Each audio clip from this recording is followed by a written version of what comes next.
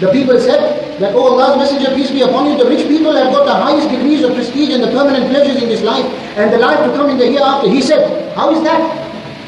They said, the rich pray as we pray and strive in Allah's cause as we do and spend from their surplus wealth in charity, while we have no wealth to spend like that.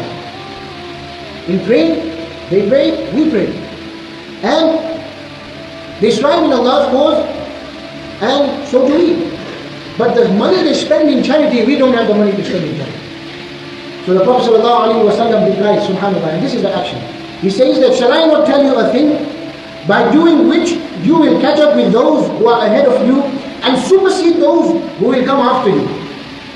And nobody will be able to do such a good deed as you do except the one who does the same deed as you do.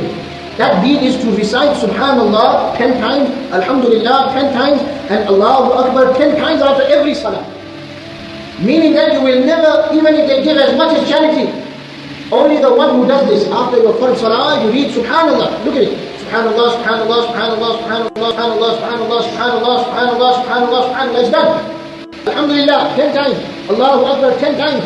That those who spend in the path of Allah, there will be nobody who can be in comparison to you except the one who does the same deed. This is what the Prophet ﷺ said. Subhanallah.